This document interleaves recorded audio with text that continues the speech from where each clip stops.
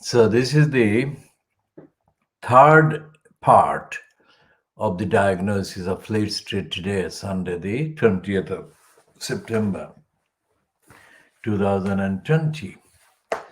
And the theme would be quite accurately expressed as a summary in the Daily Star Sunday, page 7, which is saying that hundreds of deaths very soon, every day, here soon. It's like a football team coming. Hundreds of deaths, like a pop star is coming to a venue near you soon. How totally zombified are the people who are behind this headline. I mean, if hundreds of deaths every day here soon is something they welcome in this way, then what is this world about? I mean, people are going to be dying, and that's what they're welcoming. There is nothing left. They're all waiting for this. And Boris Johnson is leading the wake, in the wake of the new season of deaths. So people are going to die. What's the point? What's the point of politics? What's the point of these newspapers? This is language beyond kind of incredibility. And this is inevitably the result. Inevitably, this is the result. This kind of lack of sense and sensitivity, and lack of proportion, lack of context. And where is the National Union of Journalists? Where are the campaigners for human rights? And what is the point of Keir Starmer, the Labour Party leader? And it is not only that, it's a perfect storm. It's a perfect storm. I mean, they are putting that underneath their perfect storm.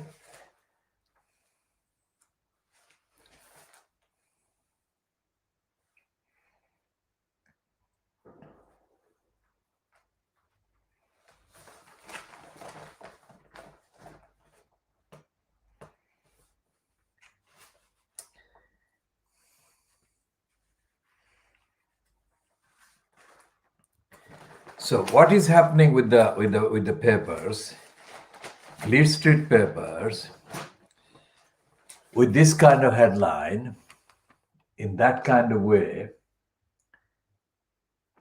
is that the newspapers have lost not only direction, purpose, but any worth whatsoever in terms of relevance to people's lives. Well, they are celebrating what they are putting as the new season of new deaths every day. Now, this is a microscopic representation of the complete, absolute emptiness of the newspapers and the media. If you look at the reporting there of what would be shocking, and should be shocking, if this kind of numbers and frequency of deaths of British people could be linked to a quote, migrants invading. Can you imagine them leading this kind of complacent, welcoming item about hundreds of deaths every day? Even one death,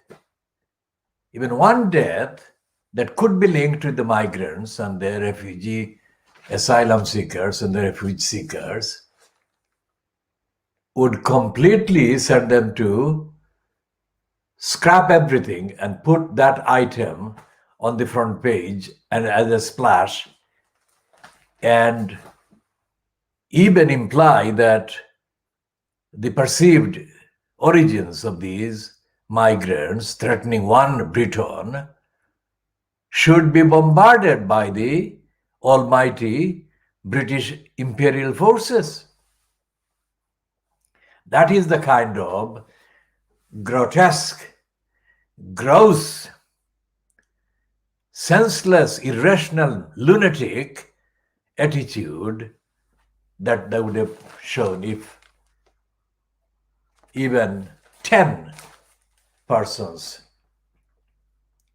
were confidently believed by experts to be about to be killed as a result of something that could be remotely connected with the attempt by the asylum seekers to seek asylum, or refugee seeker or refuge seekers to seek refuge in this country.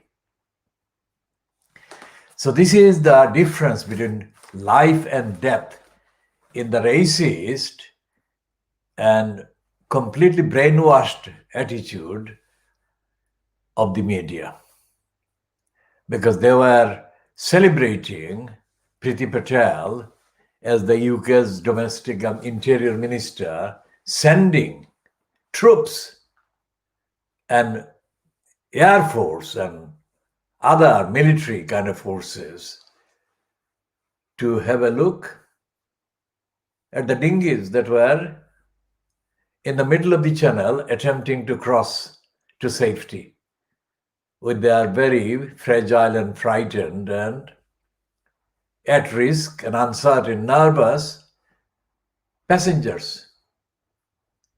In the last 10 years, well, in the last 20 years, in fact, since Tony Blair colluded with George W. Bush and invaded the countries in the Middle East, especially in Iraq, there have been literally tens of thousands of people that have died trying to escape the war zones, trying to find a place of refuge. The place of refuge is only logically sought in places which are perceived by them as not being at war or involved in war. It's a logical, rational kind of choice. It's nothing to do with what Boris Johnson linked with the Turks.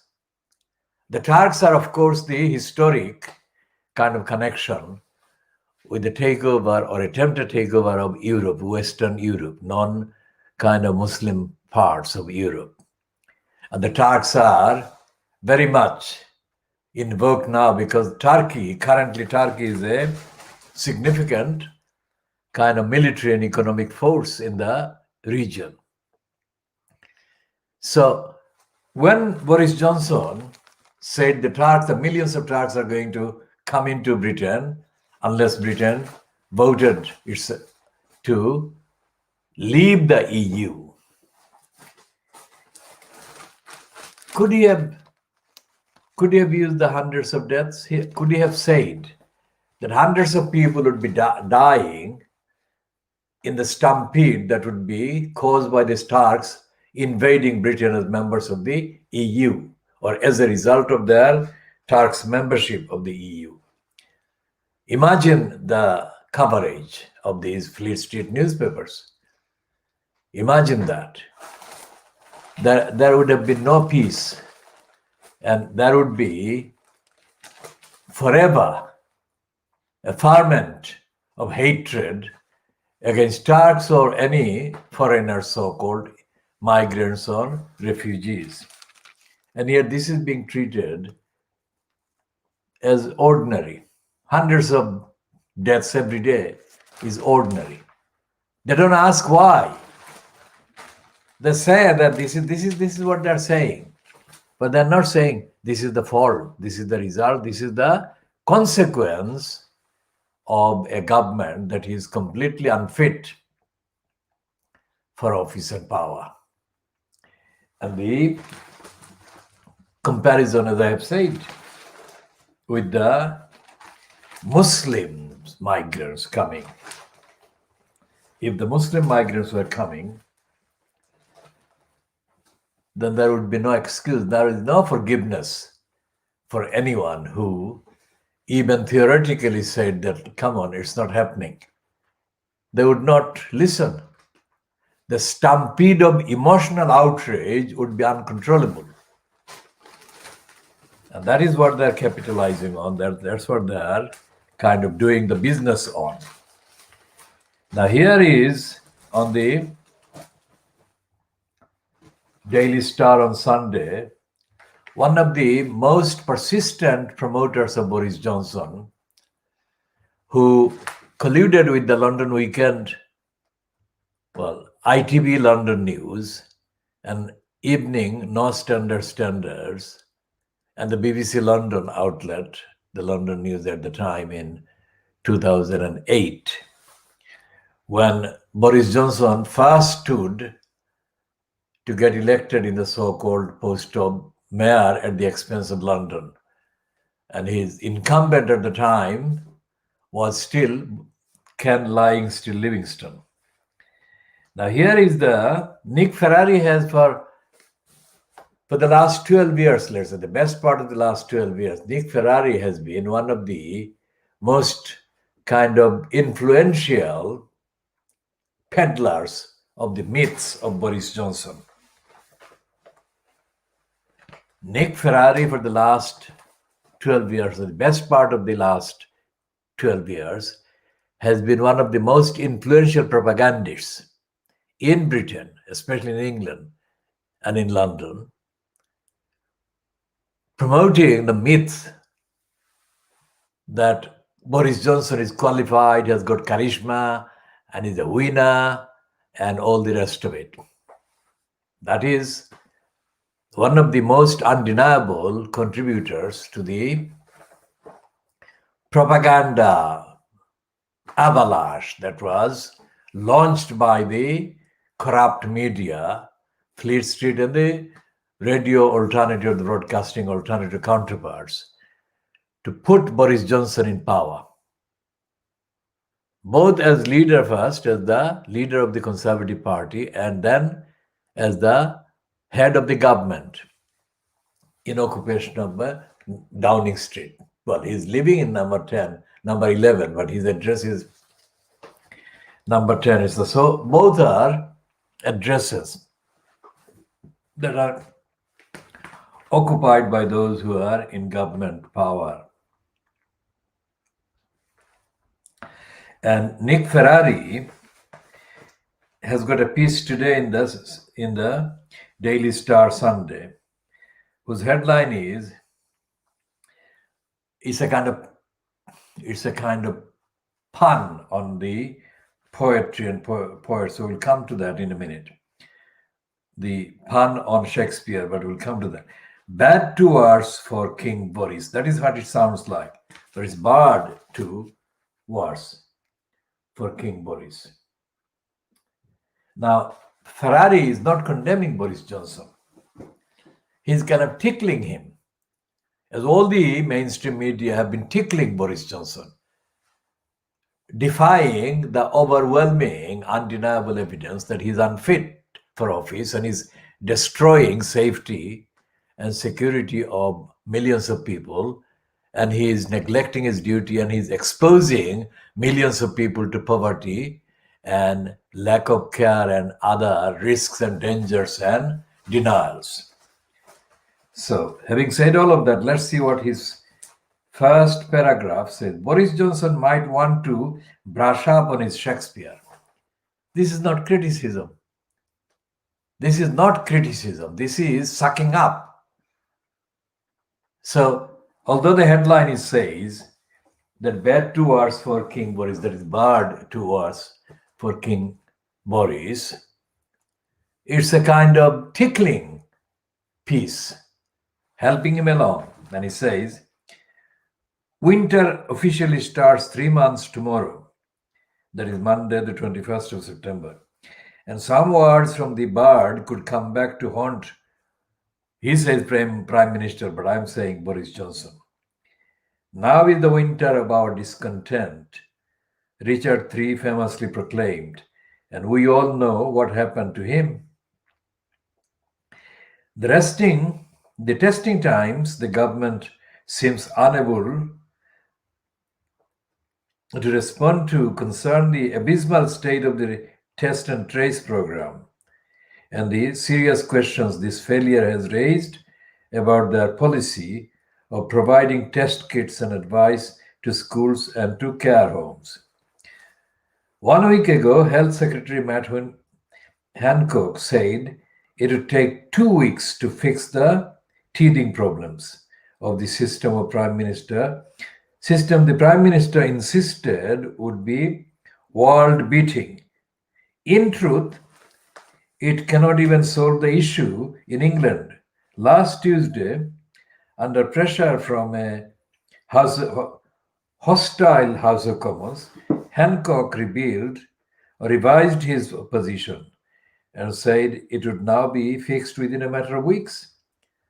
How is anyone supposed to derive any comfort from this? The Prime Minister was making the promises again a day later at Prime Minister's questions, but they continued to ring hollow. Earlier in the week, a survey on my LBC Breakfast radio show had shown there was not one test available in any of the top 10 COVID hotspots. When Labour leader Keir Starmer suggested Johnson and his team should just admit defeat and ask for the nation's patience, he may have been on to something. Back in July, people were being encouraged to get tests even if they were a bit worried. This was quickly replaced with muted criticism that many of us were making frivolous demands for tests.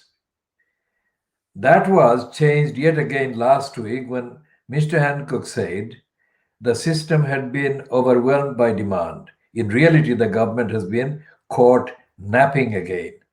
How could it not have realized that when the schools were reopened and parents went back to work, the number of possible cases was likely to soar? So back to Richard III. He reigned for just 2 years and was the last of his line to do so. For 500 years, he was regarded as one of the worst rulers this country has ever had to endure. If Boris, not Johnson, but if Boris needs reminding how the monarch was undone over that winter, I could lend him a copy of the play from my school days and I'll test him on it afterwards. So he's a kind of grinning sucker to the myth that he still is weaving about a credible, reliable Boris Johnson. He's talking about Matt Hancock, but he's not talking about Boris Johnson. He's not talking about Jacob Rees-Mogg either. Rees-Mogg is the one. Rees-Mogg is the poison personified that actually issues the most poisonous, obscene sentences at the worst moments. He condemned the people who are criticizing the failure of the Johnson-fronted administration to get it together and deliver the services the people need. So he said in the kind of previous week, the last week, that people who were complaining were carping. Now, carping, colloquially, is a word, is a concept of people who are irresponsible and not very intelligent and complaining for nothing. Now, this is the pandemic, and this is a kind of epidemic of deadly proportions. And hundreds of thousands of people are affected by the epidemic. And it is absolutely the least that people could do to demand care and attention and service and treatment and protection from the government of the day. And yet, Jacob Rees-Mogg denounces those people, sensible people, rational people, concerned and caring people as carping. And yet, there is nothing in Nick Ferrari's piece about this disgraceful denial. Now, if Nick Ferrari were dealing with a prime minister who was not a conservative, was not Boris Johnson, who was from another party, this most certainly would not be the headline. So Nick Ferrari is a sick Ferrari because he's lying and he's in denial. And anyone who is called Nick in this country appears to have kind of around them things that suggest that they are not quite reliable, quite truthful. As with the case of Nick Clegg. Nick Clegg, who was colluding, he was colluder in chief to keep the Conservatives in power from May 2010 until the election in 2015, was caught lying about tuition fees. And when he got the job as the Deputy Prime Minister, given to him to carry the bags for Cameron, Nick Clegg completely lost all credibility. And another Nick that has been also exposed as having lied is the alleged kind of person that claimed that a lot of British politicians exploited and murdered children for sex or were sex abusers, including Edward Heath and others. So that's a Nick, but the Nick Clegg has got himself even worse position now as the apologist for all the lies, the lying strategies of Facebook. So what is happening here is that Sikh Ferrari is the most persistent Nick, doing the most sick-making lying at the expense of the people's safety and people's right to be protected and saved by the government of the day. So when he says the undone, this is something that he must have borrowed, but he didn't obviously borrow from our vocabulary. But the concept of undone has been in circulation, created first by the Khoodeelaar campaign and relating to Ken lying still Livingstone losing all credibility in the last 2 years of his tenure as the mayor at the expense of London. Last 2 years that he was in place before he was replaced by the liar Boris Johnson. And in the propaganda onslaught that was launched by the Evening Standard and London ITV London News and BBC London News, Nick Sikh Ferrari of the LBC was the leading propagandist for Boris Johnson and the leading campaigner for votes against Ken lying still Livingstone. So today, Nick Ferrari is doing the same thing.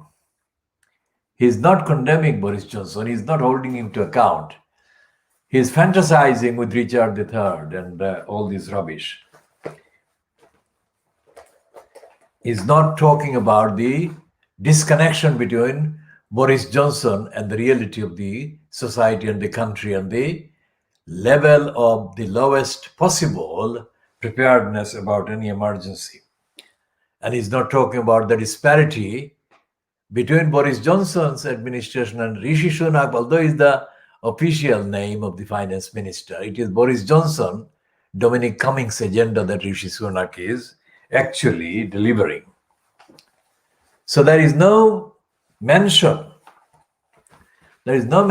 in Sikh Ferrari's column in the Star on Sunday, Daily Star on Sunday, about the impending destructive attack on the people's housing rights and the resumption of court proceedings for evictions. Now, I say about the resumption of the court proceedings on evictions, bearing in mind the behavior of one deputy district judge in the county court in Stratford. And I actually appeared before him to represent and advocate for a particular individual that was being subjected to eviction attacks by Tower Hamlets Council, and that was in August 2015. And if my memory serves, it was a man called Silverman. I will be correcting that name if I've got that name wrong, but this is from memory. I'm speaking from memory. This whole thing is unscripted, based on my research and analysis, but it's not something that I have written any script as I speak, as I broadcast, and I present this program. Now, this man was called Silverman. And during the hearing that lasted, I think about an hour, maybe a bit more, at the county court based in the Romford Road at the time, August 2015. And I appeared there as the constitutional law advocate of the registered charity that I am a trustee of, and I am the honorary, that is unpaid, de facto chief executive officer of. I appeared there and I found that this hearing had other parties involved, including a colleague or colleagues of the person that I was actually speaking for.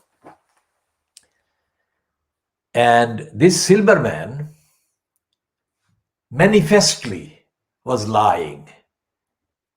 He was taking the side of the solicitor who was speaking there on behalf of the corrupt Tower Hamlets Council. And there was an employee from the Tower Hamlets Council who was aiding him there in the kind of lying presentation of the case of the Tower Hamlets Council against these three people that were the subject of the eviction attacks. Those attacks had been historical because they had been going on for several years. I only came to know of these people during maybe July for the first time, July 2015. And so I appeared in the court to help them, advocate for them in the first 8 days. So it was probably 7th or 8th of August 2015. Again, that can be checked, and I shall be correcting this if there was any mistaken kind of reference to any date. Essentially, the council's pile of papers was a pile of lies, a pack of lies. And this Silverman, or whatever the name was of this deputy district judge, was completely, absolutely lying and was dishonest and was being opportunistic. And his main lie was the insertion of the claim in his comments in response to the various presentations that Tower Hamlets Council was already doing its best to help solve the housing problems and help the people in need of housing. That is completely unfounded. And I have been engaged in holding Tower Hamlets Council serial crooks or serial cliques of crooks in power. I have been doing this. By that time, I had been doing this for 4.5 decades already. And here was the Silberman brazenly lying.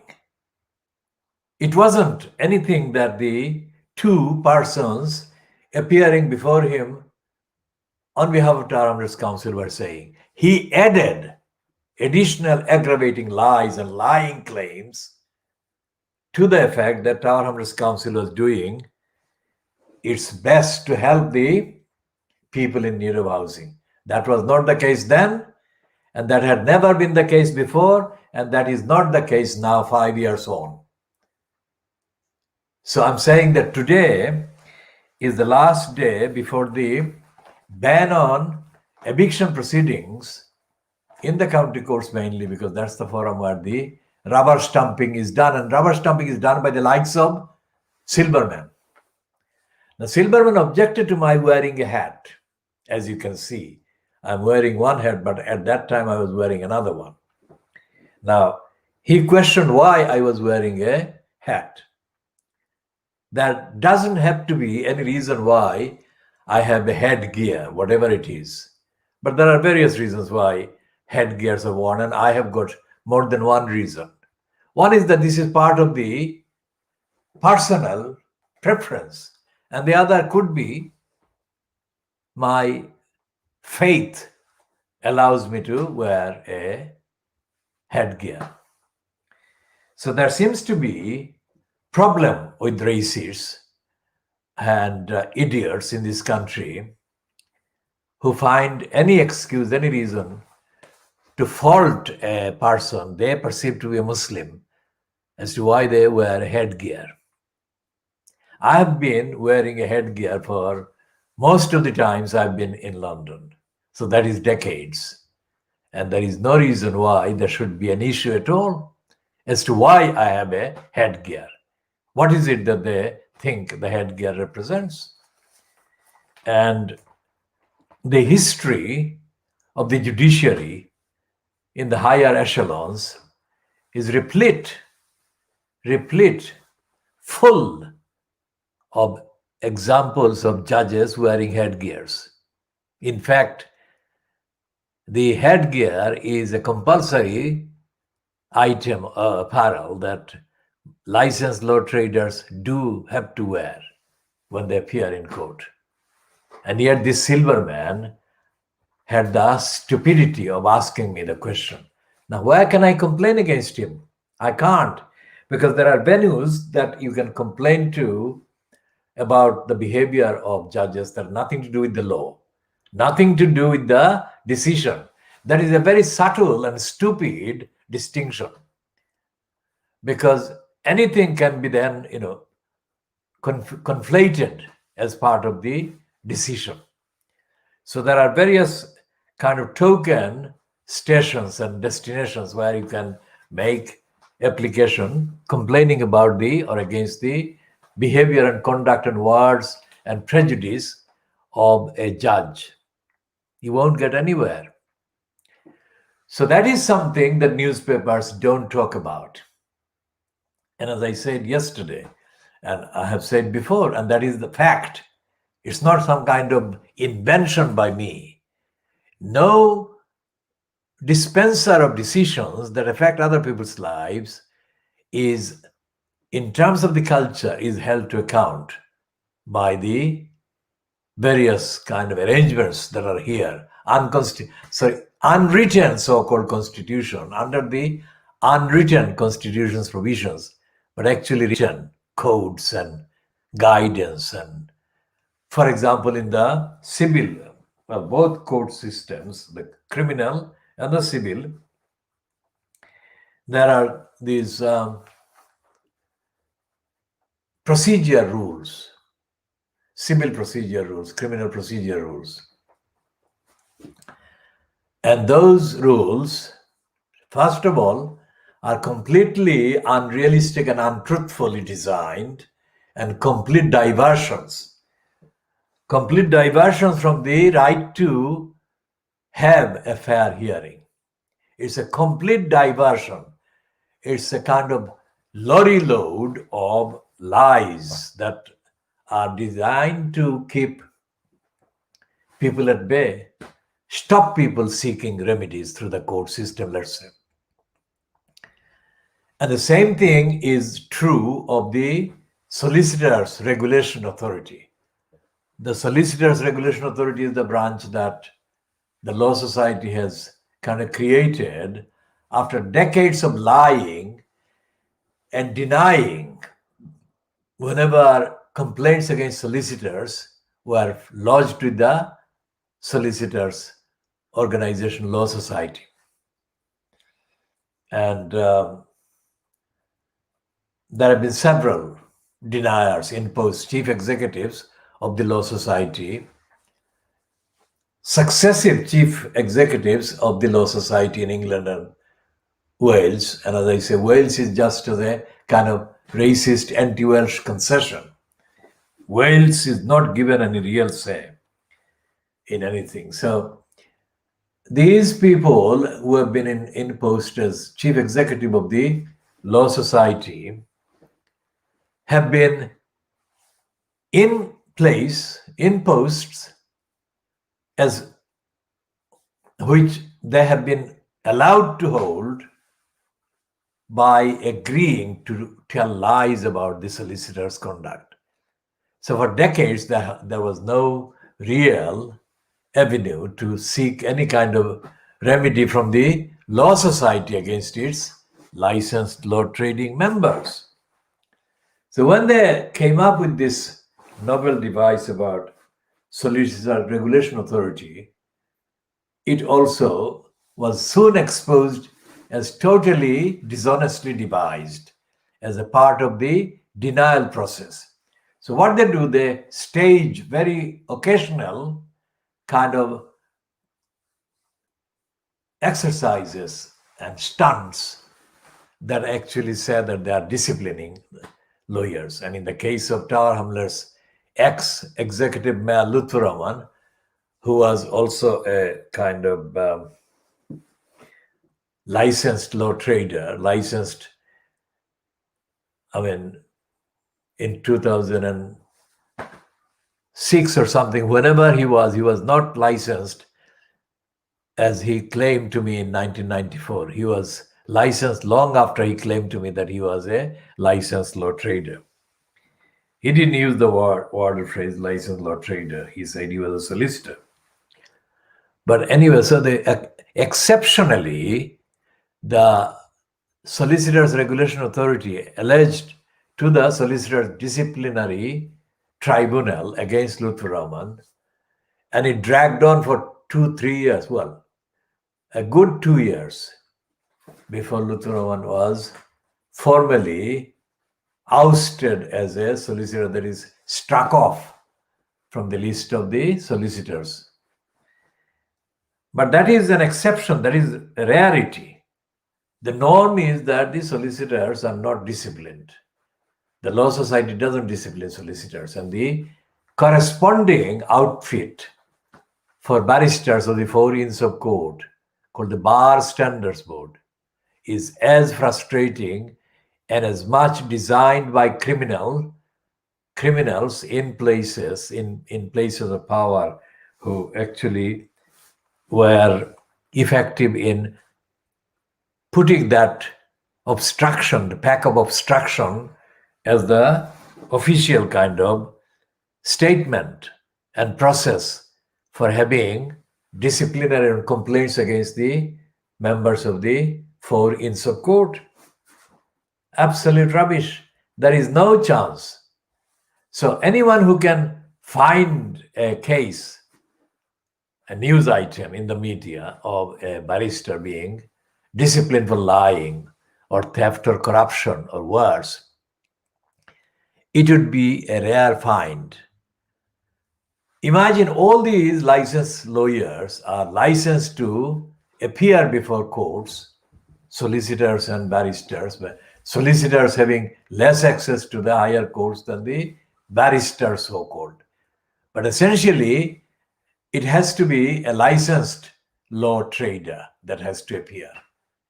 It is not the knowledge of the law that is used as the criteria for them to appear. It is not, most certainly, their honesty. It is not their integrity. It's not their fairness or lack of fairness.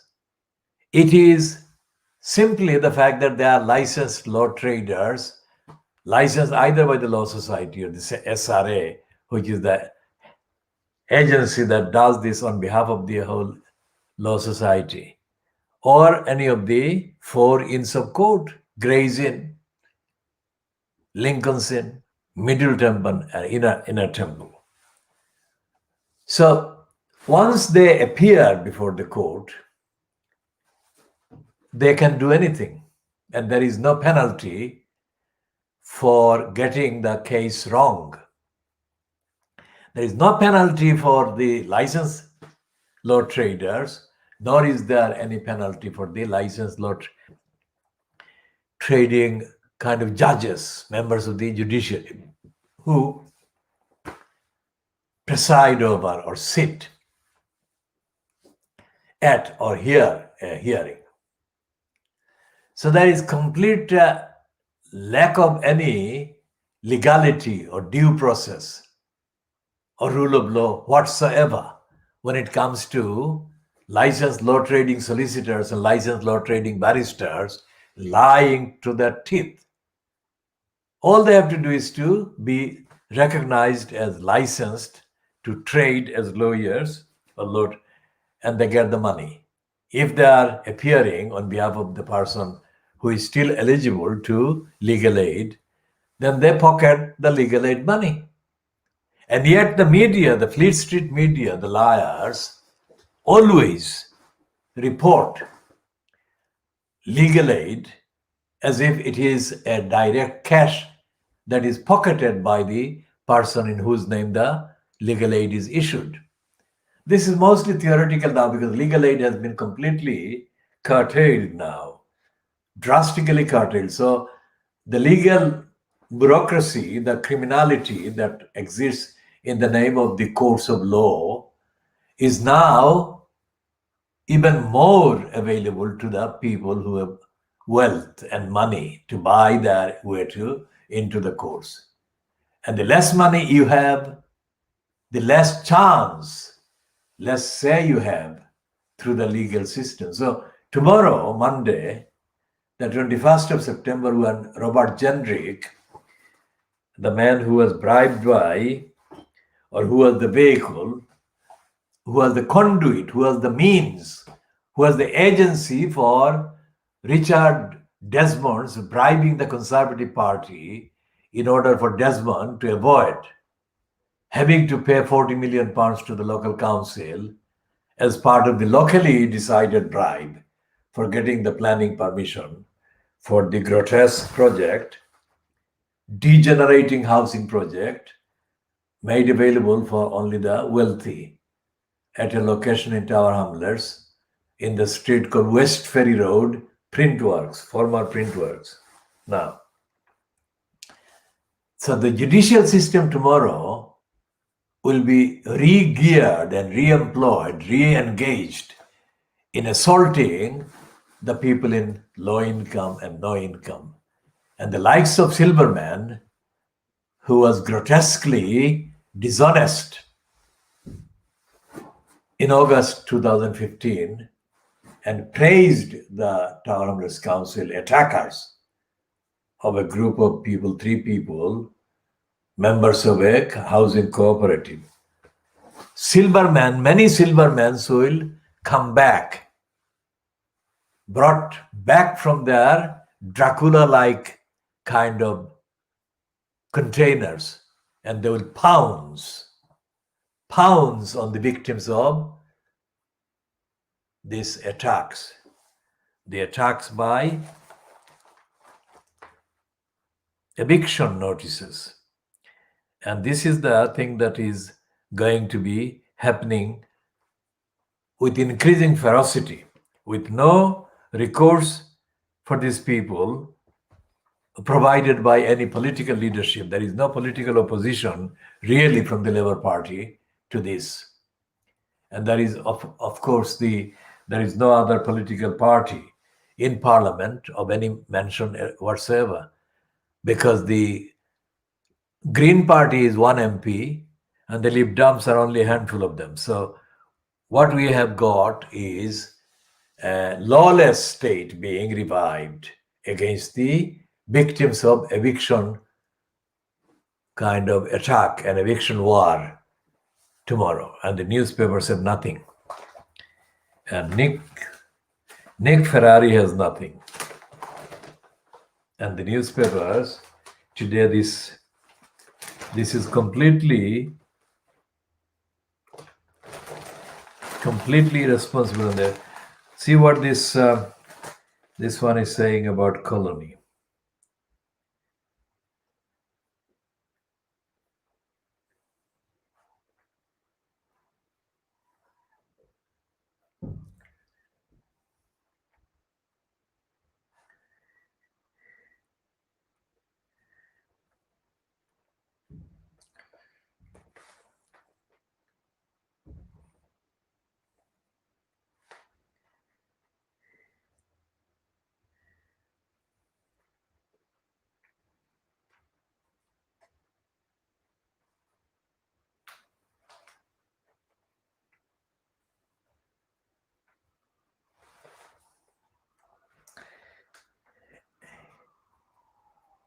And the use of the word colony is completely wrong on page 21 of the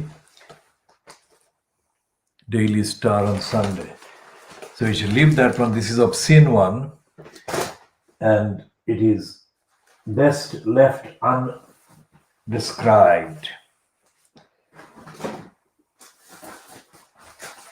Back to the Observer and the 10,000 fines for failing to self-isolate as infection swab.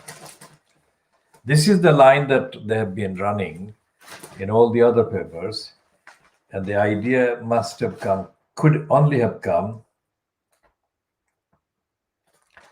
from the quarters that want to show Boris Johnson as getting a grip. And they've got a piece here on page 4. It's the same team which is running the piece with a picture of Johnson looking absolutely dead when he was confronted by Ed Miliband.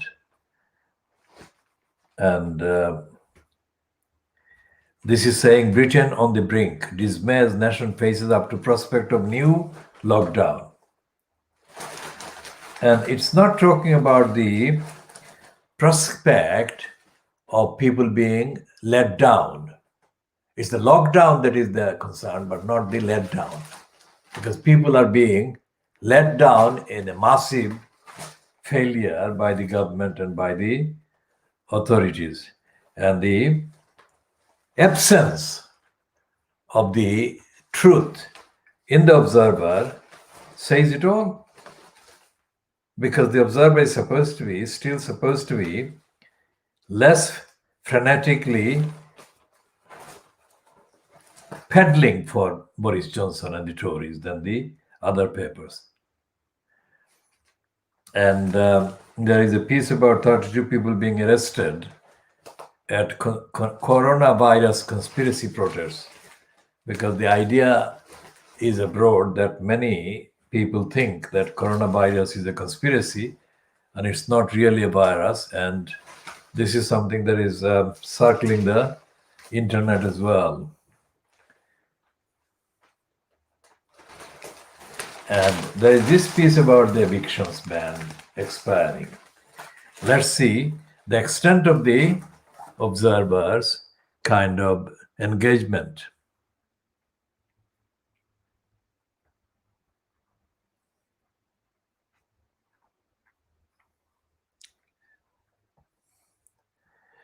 And this is the one that they're talking about evictions ending, ban on eviction proceedings ending on page 17, of the Observer. This is the policy editor called Michael Savage.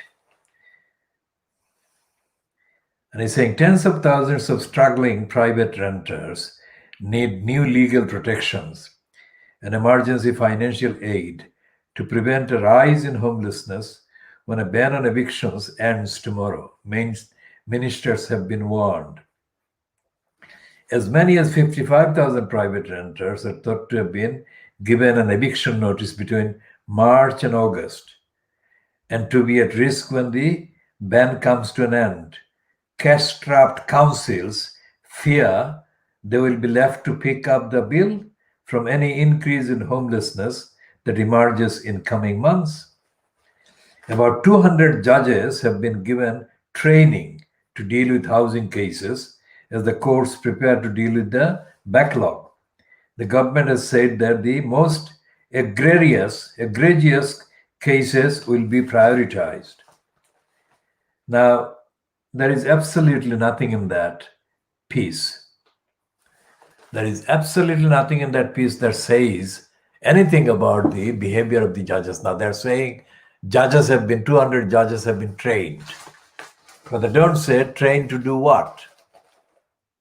It is probably a bureaucratic training, but they don't say about the bias of the judges and the hostility towards the poor and the victims of the eviction procedures. And they say that the cash-strapped councils, this is a giveaway. Cash-strapped councils gives the story of the narrative that the councils are always having to put their resources, as if it is their resources, to helping people that should not be helped. That's the idea. It's not an emergency that is seen by cash-strapped councils or the observer as violating the human rights and legal rights of the thousands of people that are being targeted. That is not the case. It is that they are kind of priority number 3 or priority level number 4 or something. So that is the sickness of the observer. There is not recognizing human rights, housing rights at all, and let alone to investigate. It's not investigating how homelessness is created, the chain. I earlier said in the previous recording how Mike Tyrrell and Steve Hill and Colin Cormack and Keith Brown were among the conspirators and criminals that conspired to create an arrear excuse against me. And then they mounted the attacks to have me evicted, as Mike Tyrrell, the racist, wanted them to do.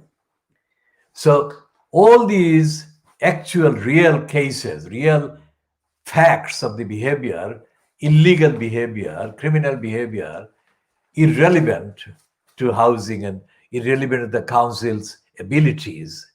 These are abuses of their abilities. These are abuses of the council's resources. And the abuses of the council's resources are evident not just in the behavior of Tower Hamlets Council, as in that case, or in the cases that started in 1996 with Mike Tyrrell starting to conspire and have me evicted.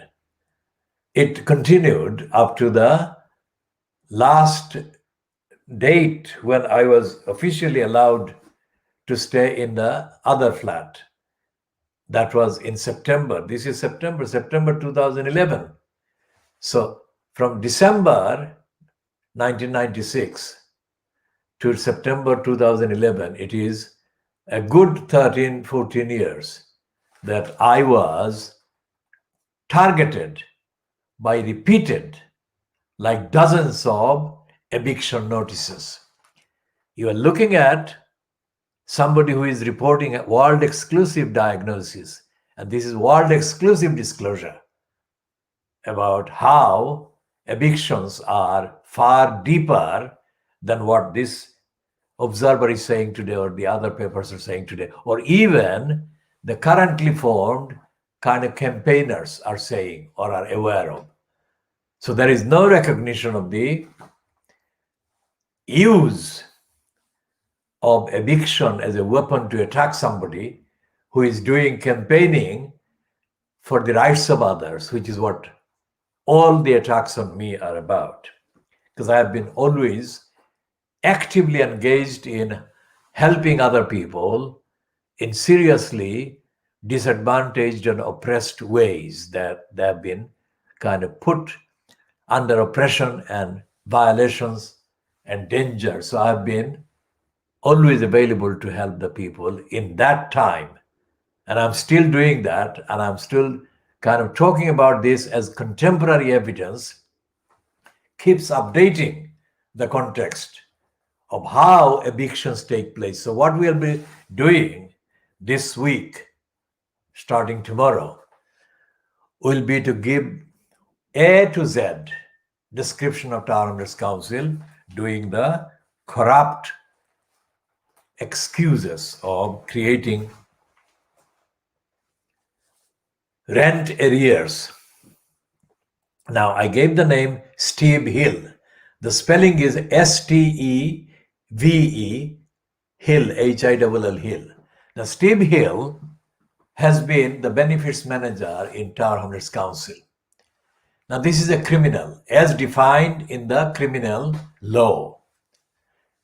As mens rea and actus rea of criminality are overly fulfilled by his behavior. And this criminal is a racist criminal. And the criminal's criminality and the extent of his criminality has to be understood in order to understand how councils are places, platform for criminals attacking innocent people in the borough, in the community concerned. Steve Hill conspired with the DWP. Steve Hill conspired with the Tower Hamlets Community Housing to create a series of arrears in rent against me so that they could issue me with eviction notices and proceedings to repossess my flat concerned. And so I went through all the protests and I went to hiring the so-called lawyers. Now, the lawyer that I had hired or I had been assigned to fight the latest eviction brought against me by the Tower Hamlets Community Housing during 2011. I don't know how many of you viewing this have the patience or the interest or the depth of interest in this, but this is very important. Now, I appeared before Silverman on behalf of a group of people that I was helping about their housing.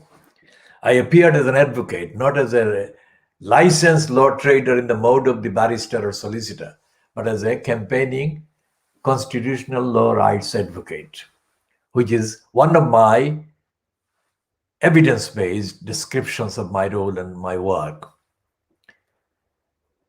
And I did that in 2015. Now go back 3 years, 14, 13, 12, 11. So 3 years earlier, in July 2011, there was a court hearing staged in the Clerkenwell and Shoreditch County Court. The two courts were merged since Henrietta Manners misbehaved and showed extreme racist manners and abused her position to deny me of my housing rights at the previous place at the time. So Manners had been now located at the Clerkenwell and Shoreditch County Court. And the hearing was on a Monday. And the Friday before the hearing, I spoke to the woman carrying the attack file against me at the THCH, the Tower Hamlets Community Housing. And I said to her, that I would send the court my objections, which I did. So I sent a long number of kind of emails on dates before that, arguing the case and showing that this was a lie, a pack of lies by the Tower Hamlets Community Housing and the DWP and the Steve Hill and the rest of it. And there was no arrears that I had been in any way responsible for or had any liability for, because they invented that as a pretext. And I gave the various items of evidence and facts.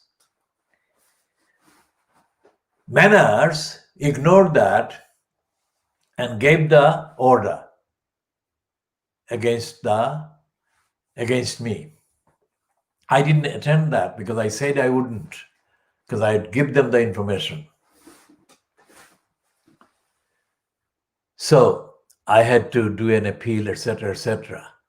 And in the course of doing the appeal, I was wrongly offered help by somebody whose name for this minute I will withhold.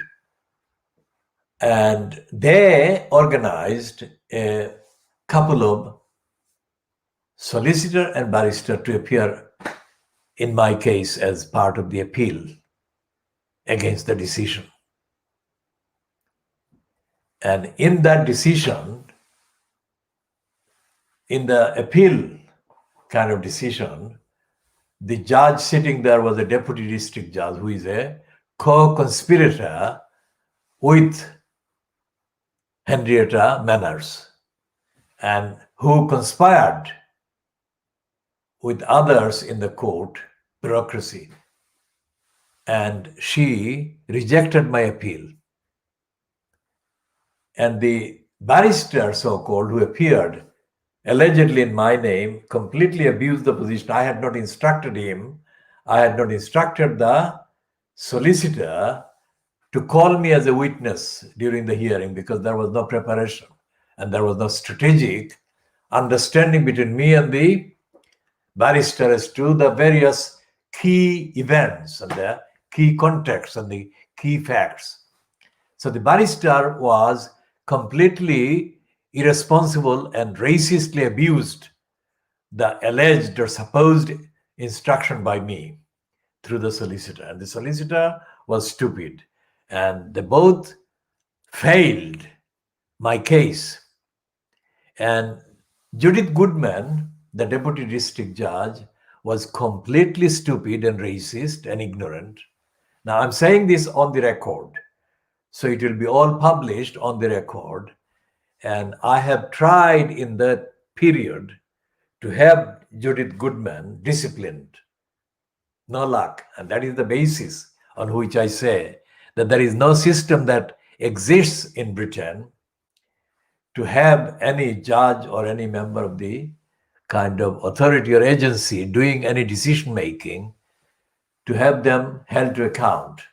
And you cannot take a case against a judge through a court, because the same arguments would recur, and the judges hearing that would take the side of the judge. So it's a vicious cycle. And so therefore the judicial system in this country doesn't exist. And that is the kind of example and evidence that this diagnosis is based on and is informed by. It's not a kind of set of evidence that can be found just anywhere. It is here exclusively. And this is applying the evidence, not the prejudice, not the bias, not the agenda. So this is 1500 hours, I think, GMT on Sunday, the 20th of September, 2020. And this is thus ending the part C, or third part of this diagnosis. And we shall be continuing in part D, or part 4, shortly.